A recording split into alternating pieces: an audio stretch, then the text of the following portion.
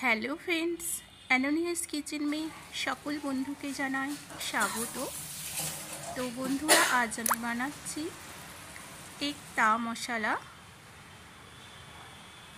তো ভিডিওটা স্কিপ না করে দেখবেন, আর যদি ভালো লাগে একটা লাইক করবে।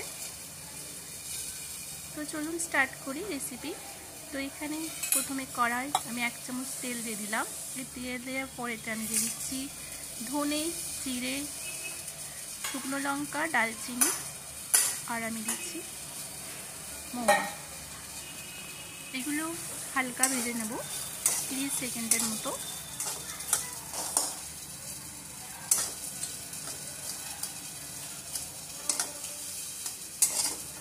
তোমার ভাজা হয়ে গেছে, এবার এগুলো আমি তুলে নেব। এবার সেম কড়াতে আর 1 চামচ তেল দিলাম। দেওয়ার পরে আমি এখানে দিয়ে দিচ্ছি পেঁয়াজ। এখানে আমি একটা মিডিয়াম সাইজ পেঁয়াজ নিয়েছি। পেঁয়াজটাকে হালকা ভেজে এবং ওতেই আমি দিয়ে দিচ্ছি টমেটো। এই টমেটো আর পেঁয়াজ দুটোকেই হালকা করে ভেজে নেব।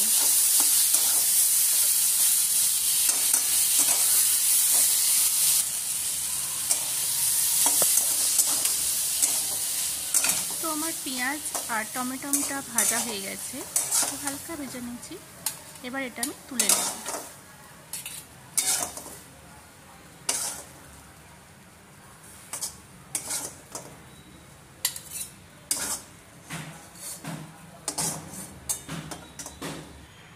তো দেখুন বন্ধুরা, আমার এই ভাজাটা পুরো ঠান্ডা হয়ে গেছে। তারপর আমি মিক্সারে মিক্স করে নেব। এগুলো একটু অল্প ঠান্ডা করে নেবেন, তারপরে মিক্স করার নেওয়াই ভালো।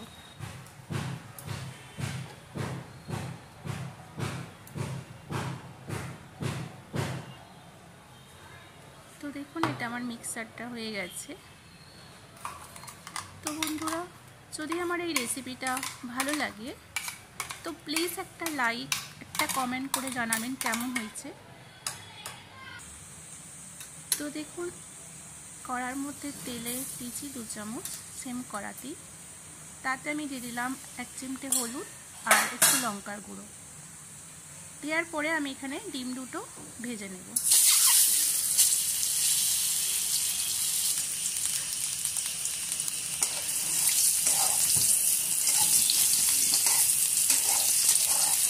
আমার এখানে ডিমগুলো ভাজা হয়ে গেছে, আমি এবার তুলে নেব।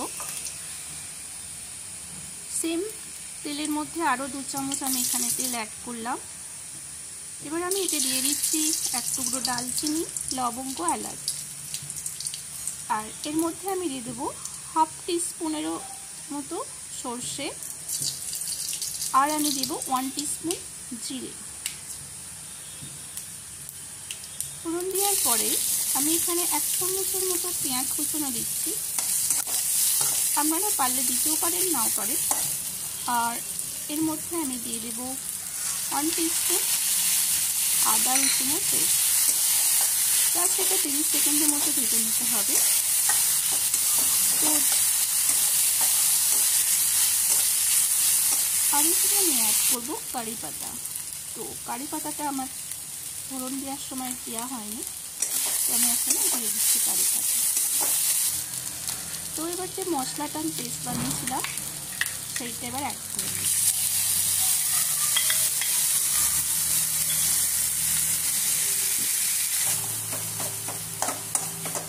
সেম মশলার মধ্যে আমি দিয়ে দেব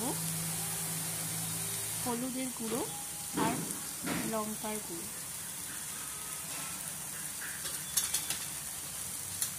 এই হলুদ গুঁড়ো আর লঙ্কা গুঁড়ো দেওয়ার পরে আমি এখানে সামান্য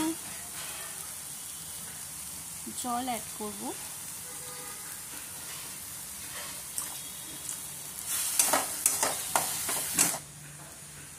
যা মশলাটা 1 থেকে 2 মিনিটের মতো নেড়ে নেব।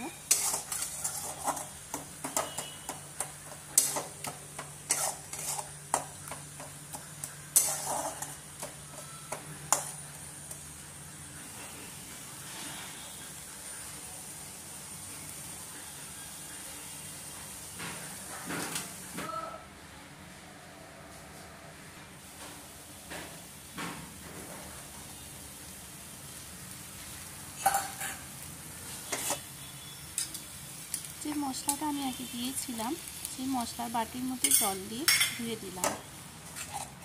তো এটা বাস একটু নাড়াচাড়া করে একটু ফুটে উঠলেই আমি এবার দিয়ে দেবো ডিমগুলো। তো দেখুন আমার এখানে একটা মশলার ডিম রেডি হয়ে গেছে। এবার এটা আমি সার্ভ করে দেবো।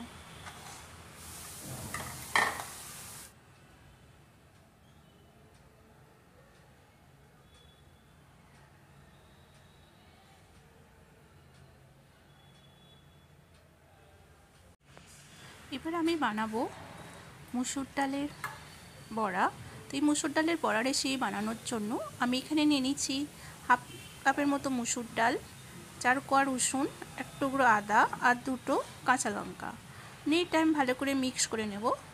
মিক্স করে নেওয়ার পরে দেখুন আমার মিক্স হয়ে গেছে। তো এবারে আমি এই মিক্সারটা একটা বাটির মধ্যে নিয়ে নেব।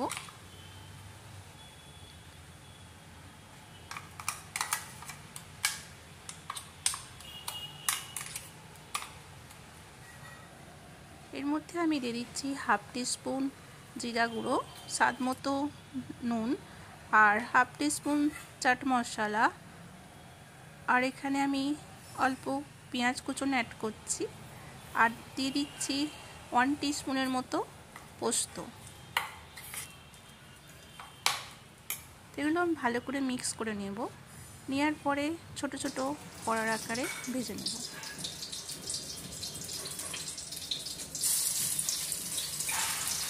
তো বন্ধুরা ডালটা বাটার সময় পুরো মিক্স করবে না, একটু একটু ভাজা ভাজা থাকলে খেতে বেশ কাঞ্চে কাঞ্চে লাগবে।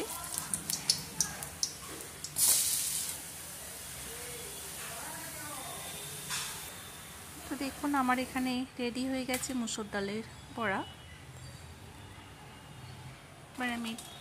তো বন্ধুরা আমার এই দুটো রেসিপি কেমন লাগলো প্লিজ কমেন্ট করবেন।